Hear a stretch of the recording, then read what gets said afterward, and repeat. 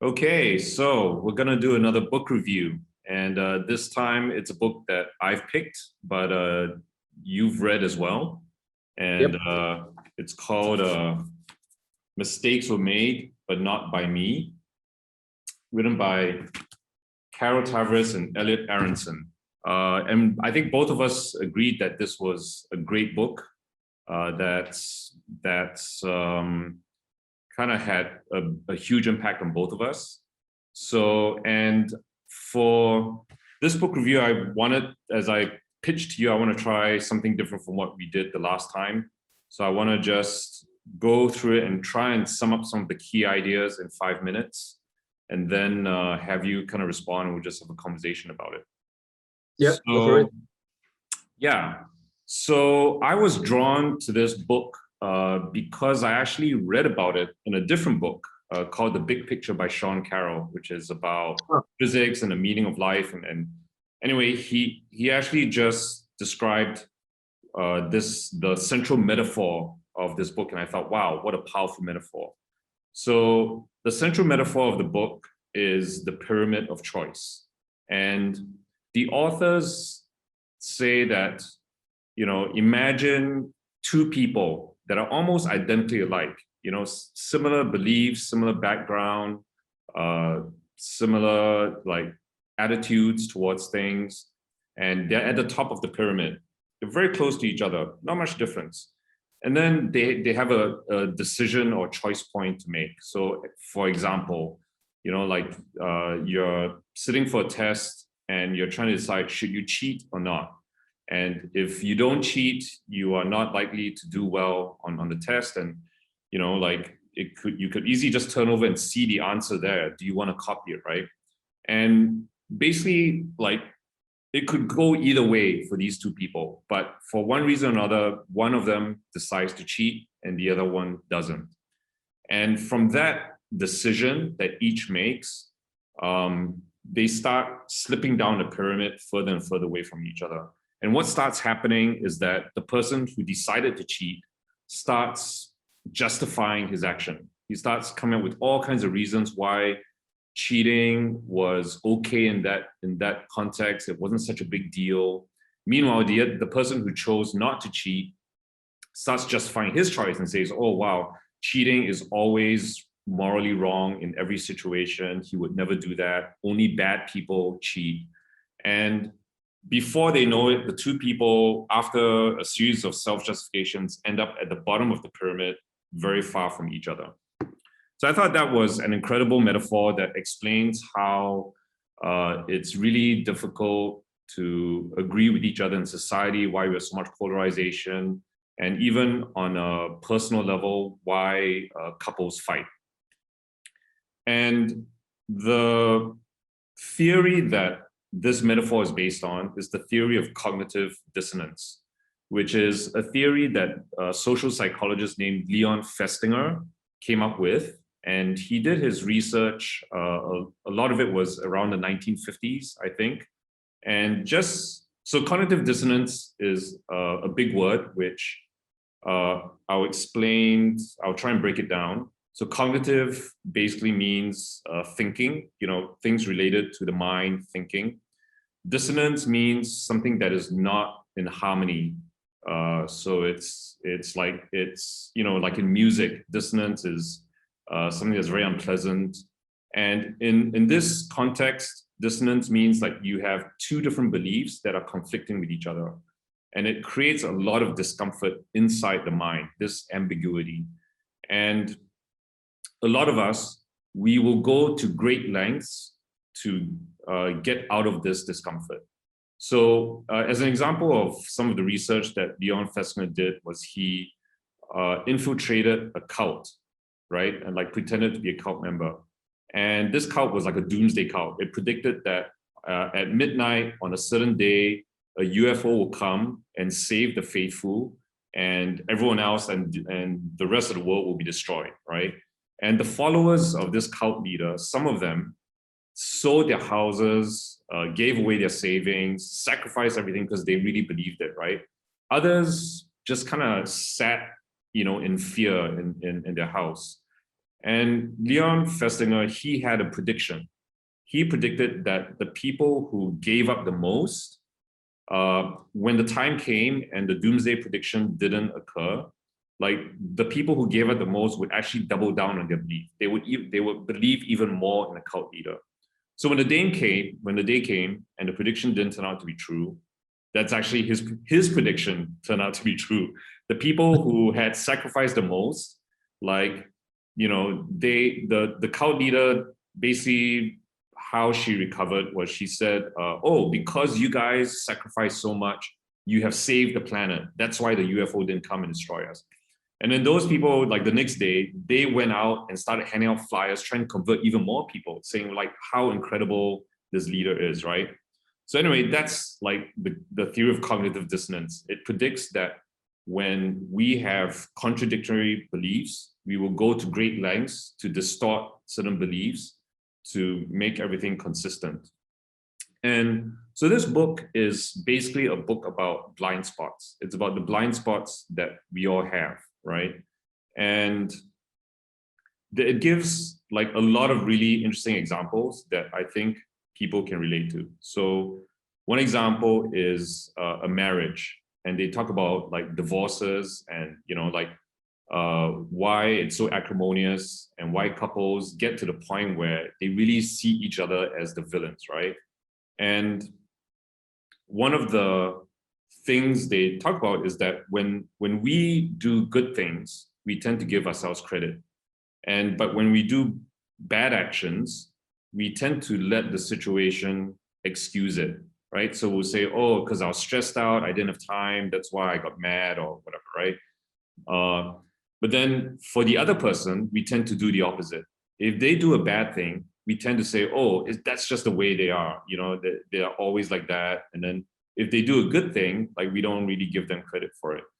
And so it's because we are always biased towards our own self-image that we tend to have this gap in perception.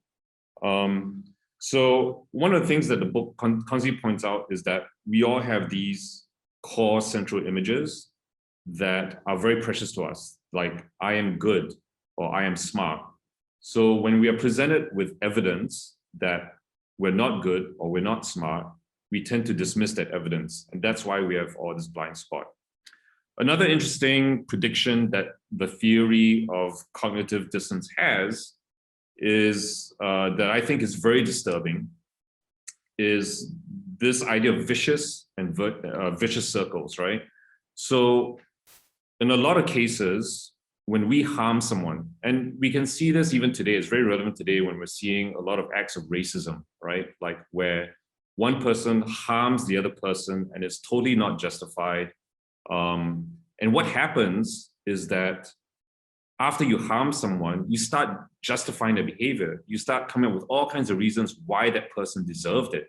Like that, you know, they're taking our jobs, or their, you know, culture is just, you know, like you can't respect their culture, or like, you know, they're constantly intending harm towards us.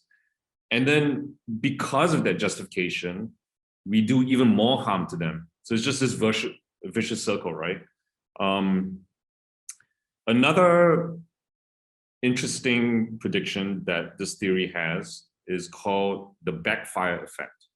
So the backfire effect says that when you present, you know, you think that if you present fair evidence to all parties, the objective evidence, that everyone will arrive at the same sort of belief or agreement, right? But in actual fact, what happens is that if we are presented with, let's say, different kinds of evidence, we tend to just cherry pick the evidence that we want to reinforce our beliefs, and we dismiss the evidence that is being presented to us that contradicts our belief. So this has relevance to things like if we're, let's say, trying to convince someone that climate change is real, and that person doesn't believe it, and we think we can use all the evidence to change their minds. Very often it has a backfire effect, and they will end up thinking, actually, you're crazy and you're biased, and that they have every justification to continue believing in their framework. So anyway, that's a nutshell of the book. I think it's a wonderful nutshell. Oh, thanks. Yeah, really great summary. Yeah, I mean, I could go on, but maybe I'll stop here and let you give some of your thoughts on the book. Yeah, so like what I had told you also, off air, which is, I read this book. If I'm not wrong, I look back at the date that I bought it, which is 2015. So we can talk a little bit more about it later in terms of my personal life. But essentially, like the book, when I read the book, I had a really, well, I consider 2014 like the most terrible year of my life, because that was the year that I lost both my marriage and my business. So, there's a double whammy of losses.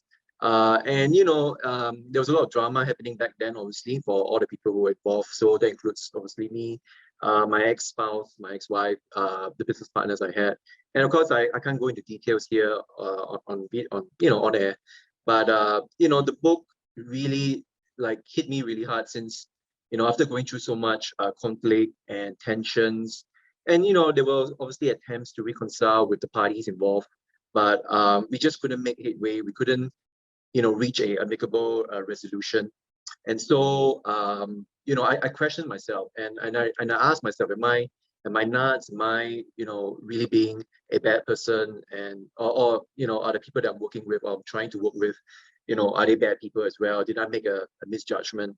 So yeah, so this book had a very personal effect on me, and everything you just described, right? Like even though, say for the viewer right now, it may sound very academic, but there is really, like, to me, real lived experiences of it, of the difficulty of trying to work with people that you are trying to build some kind of peaceful resolution with, and yet it just seems to come up fruitless, and it's difficult, and you really wonder whether there's something that you are doing wrong, or if there are other ways to go about it.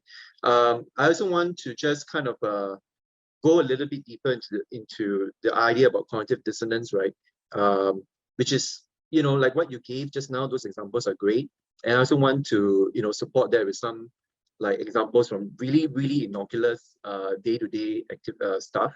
So for example, someone could be a smoker, and you probably know factually that smoking is not a very healthy habit, right? But you probably would see smokers try to justify their behaviors as well. And I've seen it with some of my acquaintances who are smokers. So perhaps even say my big sister, who tried to justify it by saying, oh, maybe I don't really believe in the scientific evidence as much, or maybe it only hits a certain % of people out there to have lung cancer, and I don't think I'll be one of them because I do so many other things. Now, all of this justifications, they're not necessarily unfactual, because to some degree you can believe a modicum of truth behind it.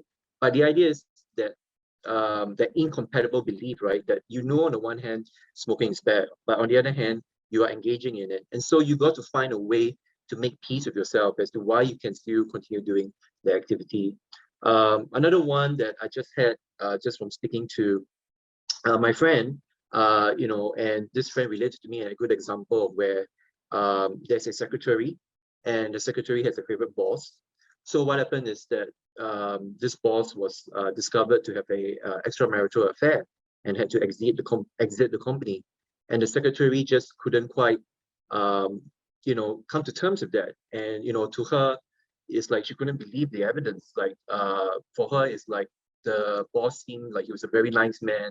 He seems very family loving and faithful. And even though there is actually evidence to show that he did have a consensual extramarital affair with someone in the company, that's why he had to exit. But because for this secretary, since the boss is her favorite guy, and obviously the most, the nicest kind of person of a boss to her, so that's why it was so hard for her to accept that kind of truth. So, to me, I think that's what is so valuable about understanding this concept of cognitive dissonance, because the idea here is that you don't necessarily have to maybe engage in something bad, but maybe you might be in a situation where you have to believe in something about another person, or you have to accept a certain uncharitable truth about yourself, perhaps something that you did. Incidentally, that's why the subtitle of the book, right, is called Why We Justify foolish beliefs, bad decisions, and hurtful acts. And that's the key thing, because sometimes we may make a foolish decision and it only comes to us later on that what we did was probably, wrong-headed. And so sometimes it's only after the act that you really have to reflect and you have to actually apply, the kind of understanding about what cognitive dissonance is, and then try to get to a better terms, a better term understanding about yourself and, your own actions. Yeah. So for you, Unsu, I want to ask you, like, besides reading the book, right, how have you seen this, the ideas from it kind of apply to you, like whether it's in your personal life or people around you? I actually think the book is so applicable. Like, since rereading this for this review, like there's so many times during the day when a thought will occur. It's like, oh wow, like this theory explains it, right? Whether it's reading the news and seeing conflicts between countries, conflicts between people in our society, I see this theory playing out. But I would say, okay, the most personal example that I thought I could bring to tonight is my experience parenting. Okay, like, so my wife and I, we started out, I would say we thought we had very similar views on parenting, right, and style and approach. But under the stresses of having your first child, I think that we actually, started at the top of the pyramid and started going, sliding down apart from each other. And just to characterize it quite simply, my wife really believes in respectful parenting, nurturing. You don't really blame or punish the child. You like really just comfort them. If they cry, if they rebel, it's because they can't help it. Like, their brains are just not wired for that yet. And Right. I have to say, all those things sound great to me, right? But when it came to practice, and like, there were times when I was tired and I was stressed out, and I would just default back to like the way I was brought up, right? Which was like scold the child, or to try and use punishment or consequences, right? And then, because I think in my mind, I was like, oh, I kind of believe in my wife's approach, but I also believe I'm a good father. How could I do this to my child? I started justifying that to myself, right? And then, when my wife and I, we would discuss like what just happened, I would say, no, but if you don't use like punishment, like they'll just, take advantage of you and whatever, right? So, and the more I started justifying this, the more I became entrenched in that kind of view of parenting. Yeah. So it's very real to me. Like, I can see this cognitive dissonance playing out even in myself. Yeah. So funny enough, since you talk about parenting, like even before I became a parent, like I was reading a lot of books about parenting. So like my favorite author is Alfie Kohn. So and I actually hope that we can cover some of his content in the future, because he has a great book against competition in society. So so besides that, he also writes a lot of books on parenting and the idea about but there's a lot of myths that he tries to debunk. So he's doing a very similar thing as us, breaking spells about conventional parenting. And one of his most powerful books, if I'm not wrong, if I get the title right, it's called Unconditional Parenting. Yeah. So so let me ask you then, like, as you go along this chain, right, as you said, you mentioned about yourself feeling that you're becoming more entrenched in your views. What do you feel like, or what do you think it took for you to break out of it? Was there an incident? Was there some kind of special insight epiphany that you obtained? I think that ultimately it was just my willingness to entertain the possibility that I might be wrong. And, like, as long as you think, okay, maybe I'm wrong, maybe I should try it, the other way. And, that's how you slowly climb back up the pyramid. So it's not an overnight thing. It's a gradual thing. And I think it does take practice. And it's a skill, it's a muscle, right? That you have to strengthen. Just that ability to be able to say that maybe I made a mistake. And I think that's one of the central messages of the book. So unfortunately, our brains are hardwired to give us the illusion that we don't have blind spots, right? So even optically, our eye does have a blind spot. But even though we know that, no matter how much I can read the biology of the eye, I won't be able to see the blind spot, right? The illusion is perfect.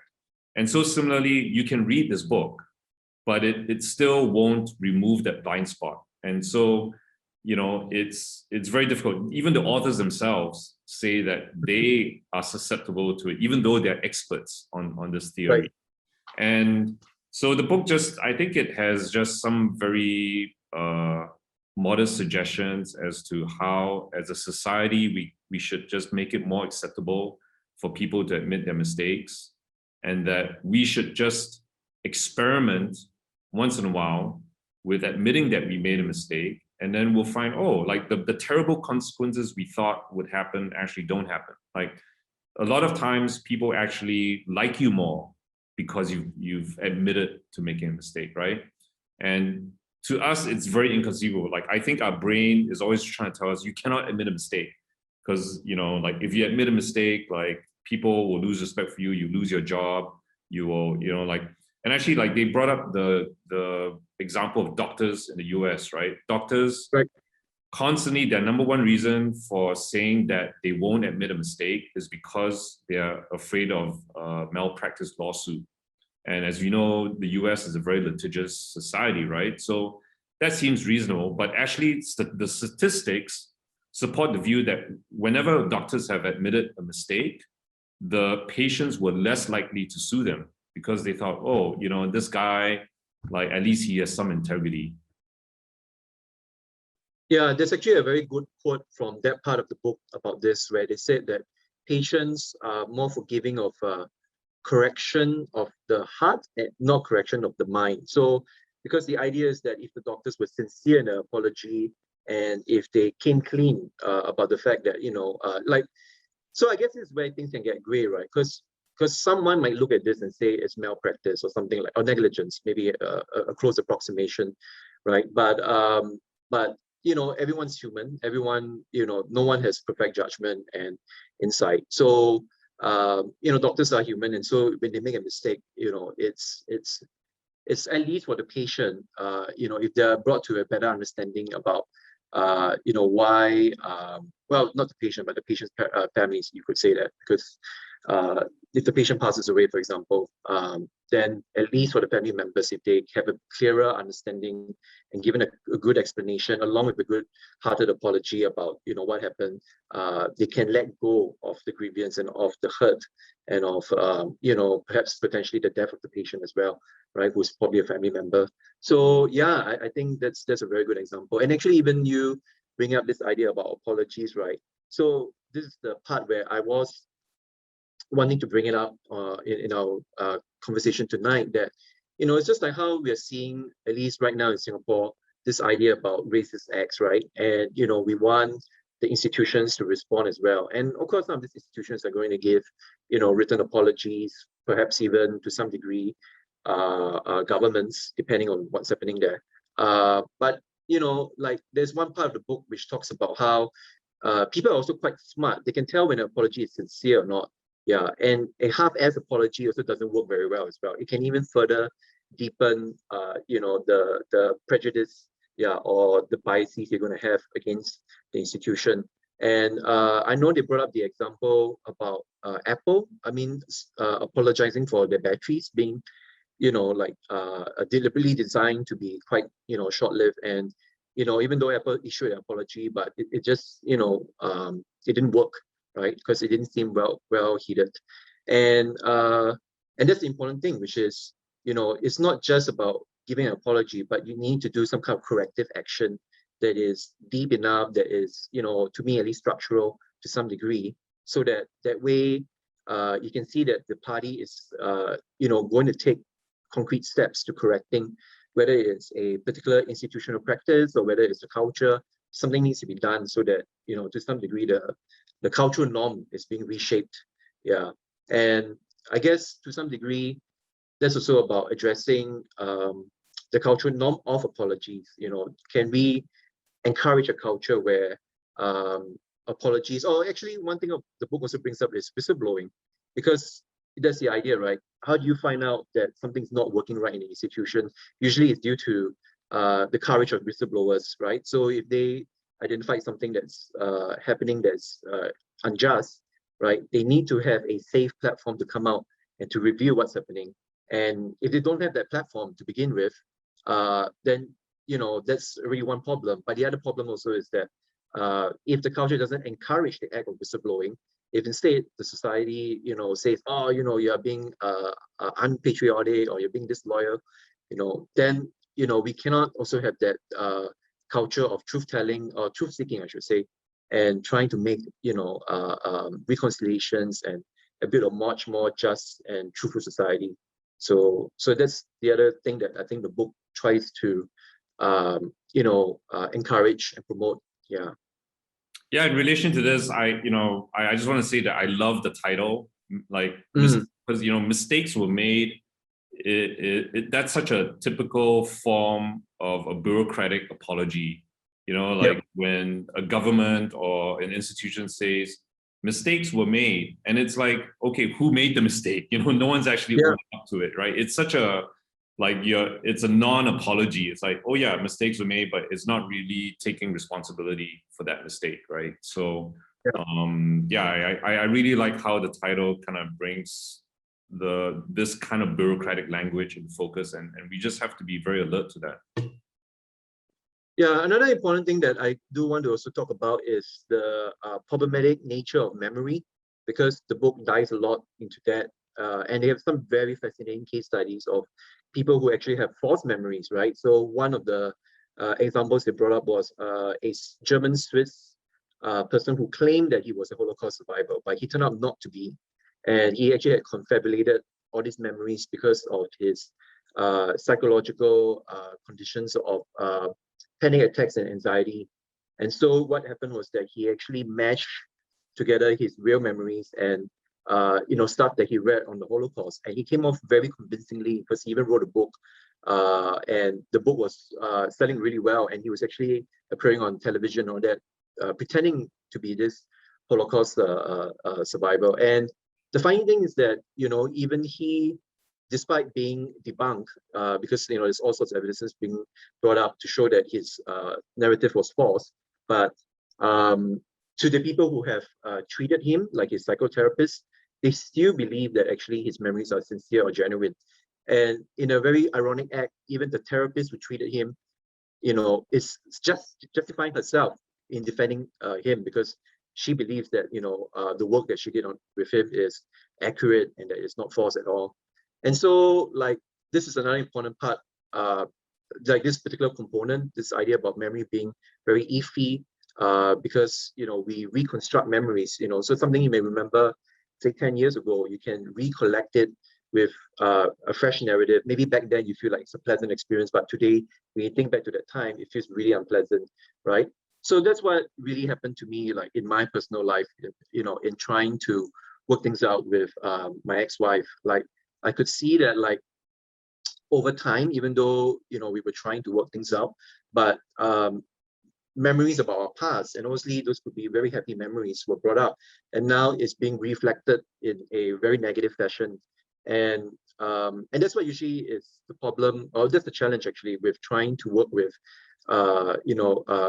conflicts in marriages or in relationships, because when something has happened, where an act, and it can be a very unjust or harmful act, has been committed, then it kind of changes the narrative for both parties, and it becomes very hard to then get together to find a cohesive narrative then, because one side, or well, both sides are trying to justify their behaviors.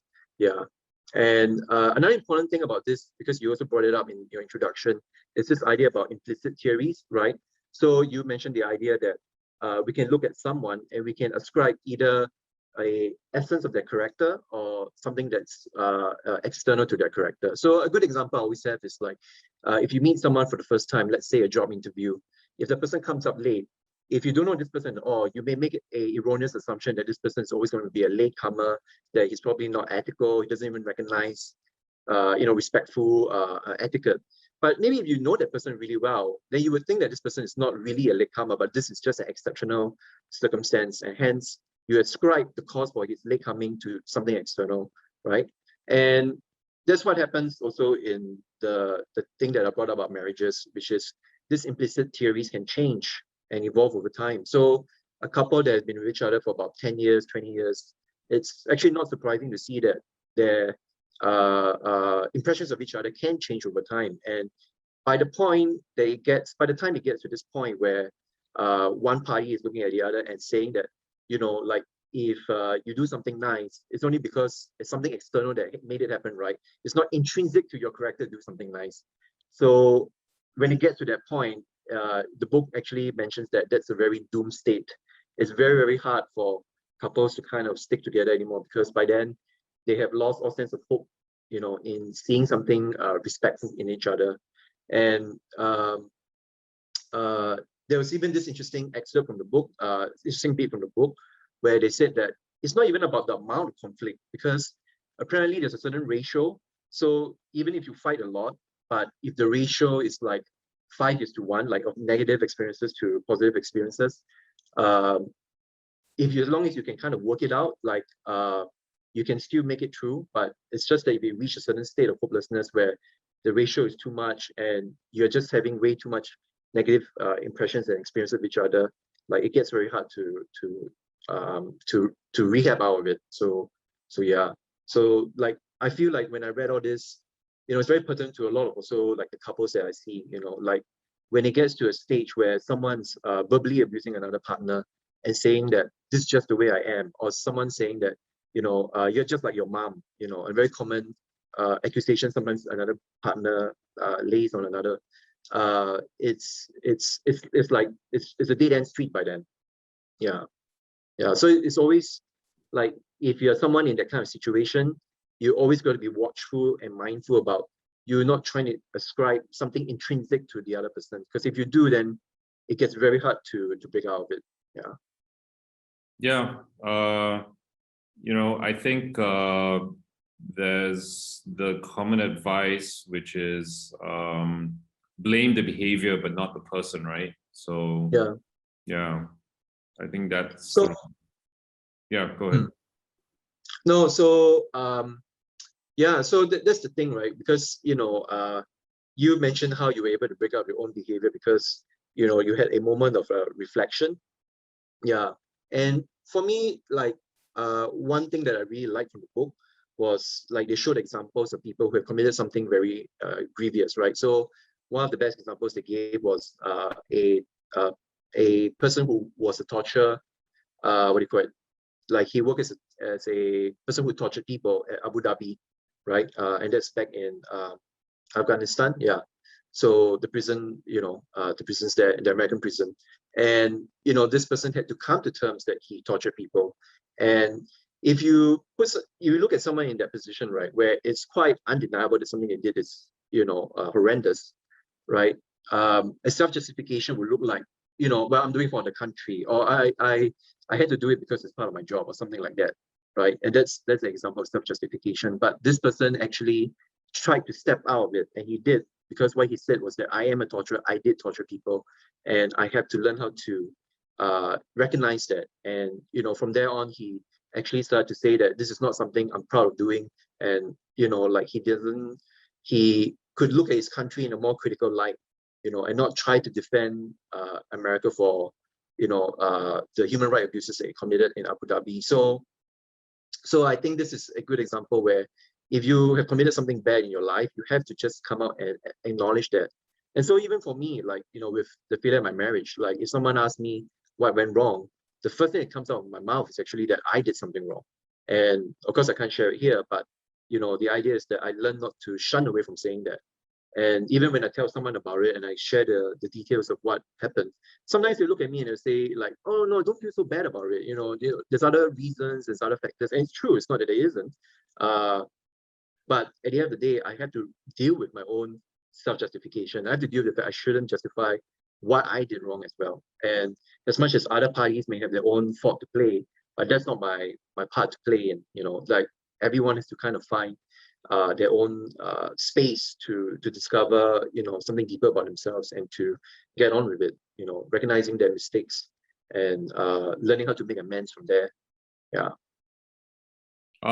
Okay, so just to lighten things up a little bit, I mention and a story from the book that I thought was quite entertaining, an illustration. They talked about Benjamin Franklin, who's the American, I think he's a politician or statesman, one of the founding fathers. And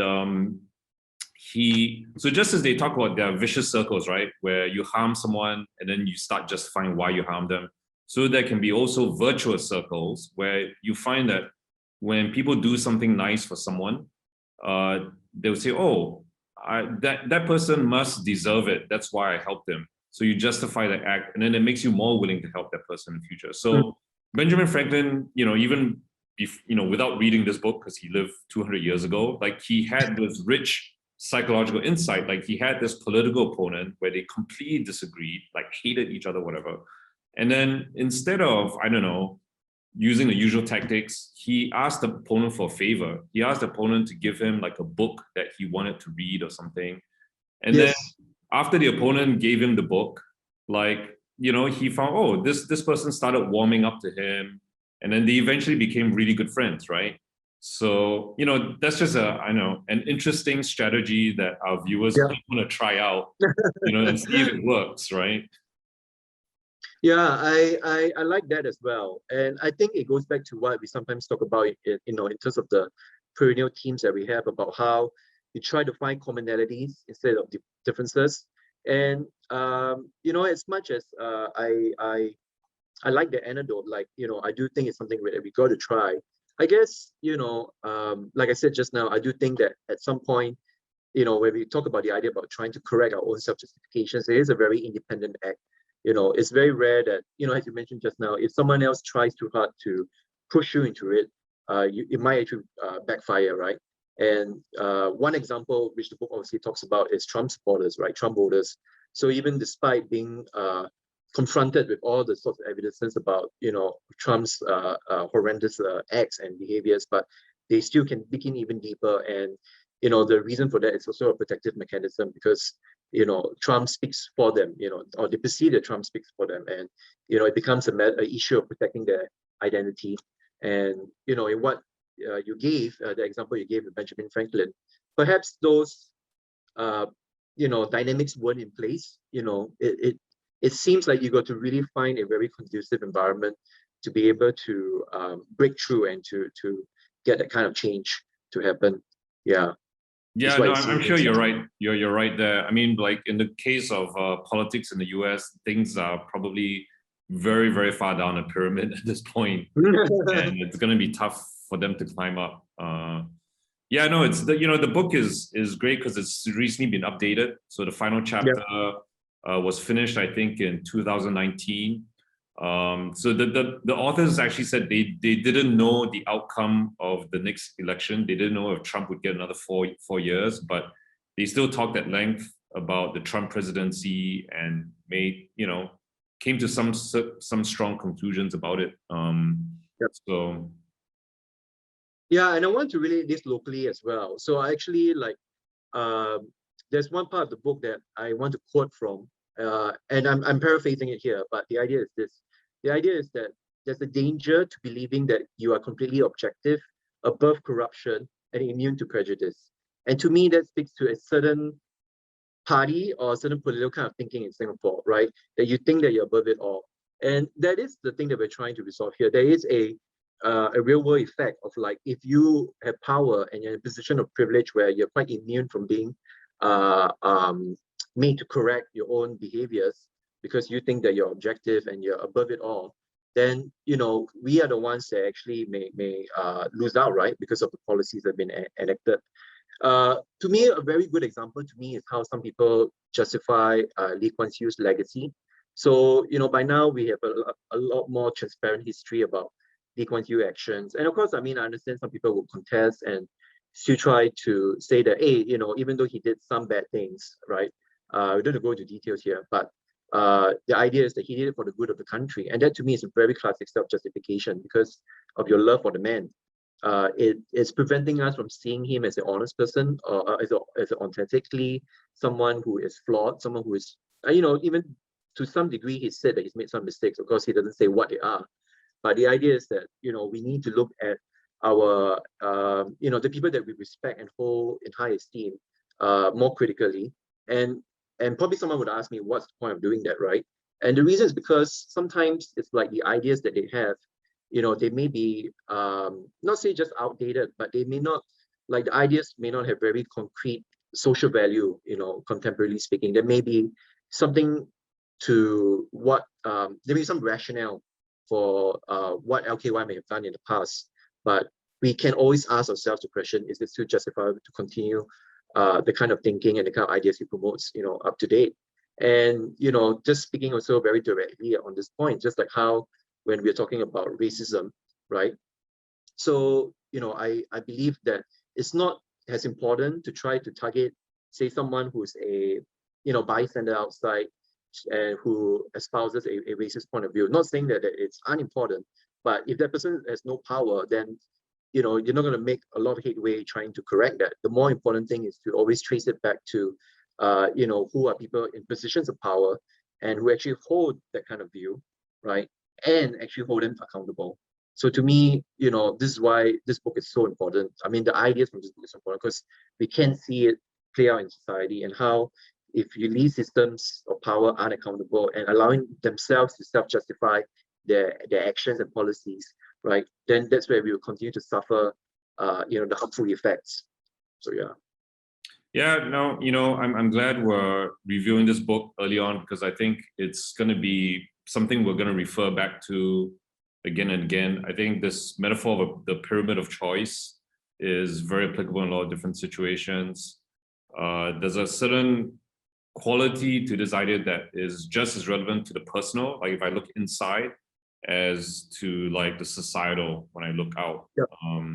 And unfortunately, a lot of the examples in the book are very American-centric because the authors are American. But for anyone who's actually read some history or foreign affairs, there's actually a lot of like really cool insights into things that you might read about, let's say, the Iraq War or the Iran-Contra affair or the Israeli-Palestinian conflict. So one interesting experiment that they cited was this guy.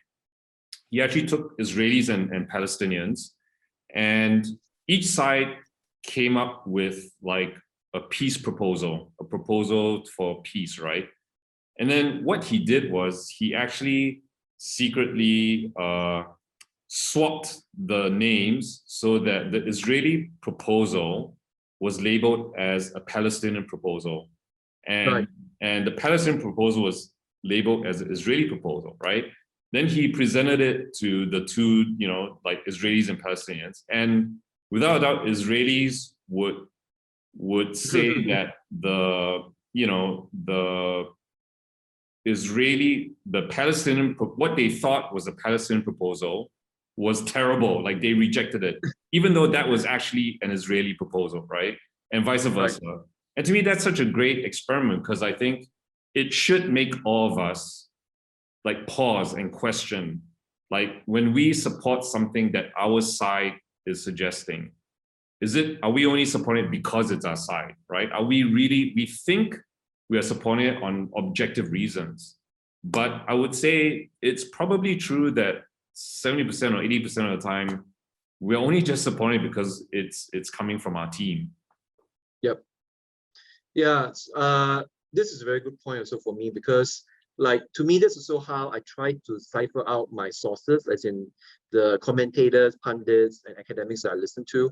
I find it very important that the person I'm listening to is able to be self-critical, right? So an example to me is like, just being open here. Like, I like Bernie Sanders, obviously, but I don't just follow him, mindlessly. So like sometimes the people that I listen to, in terms of experts and pundits, right? If I see them being able to analyze Bernie's actions or policies and actually say, hey, we believe in you in following a certain course of action, and you're not following it, to the spirit of it.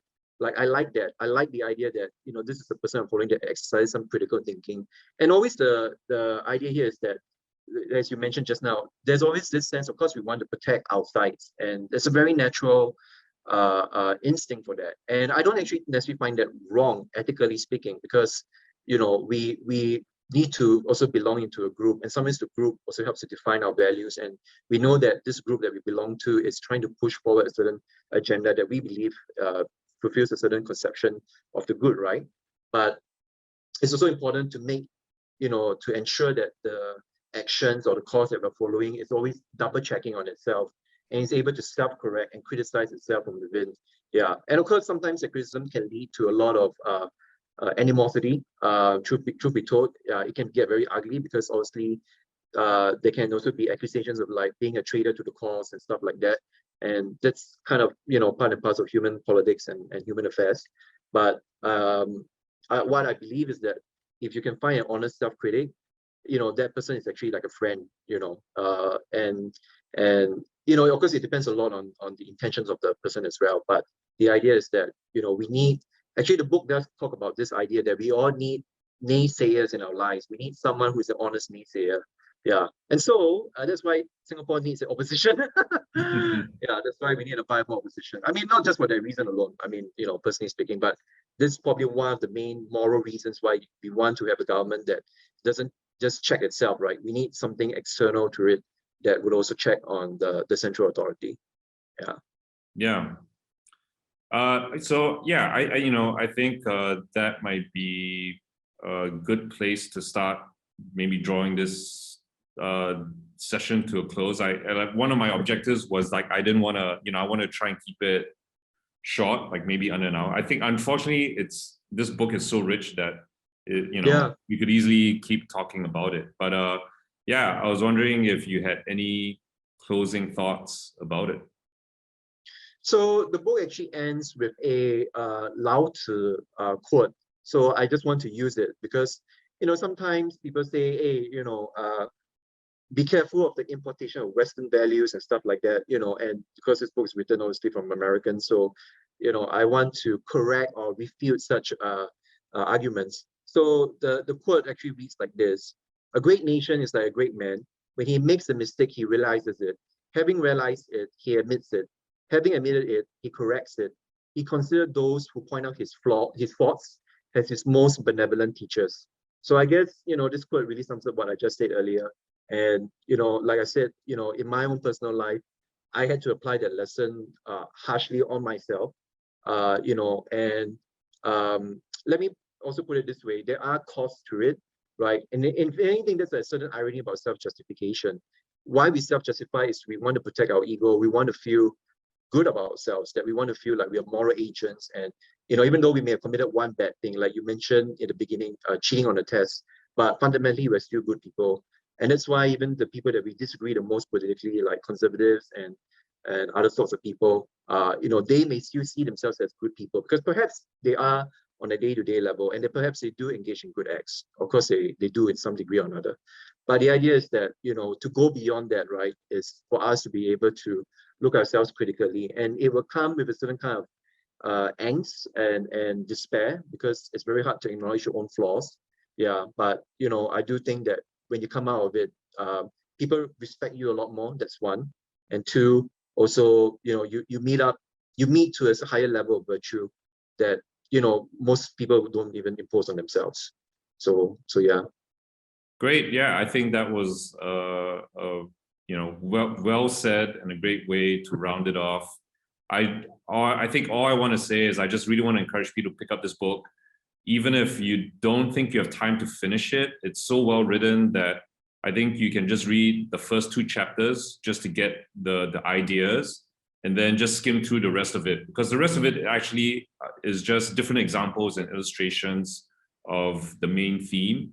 And I found that, yeah, just looking at the book at random, there were just so many different juicy stories and experiments and insights that I don't even think you need to read the book like from front to cover, you know.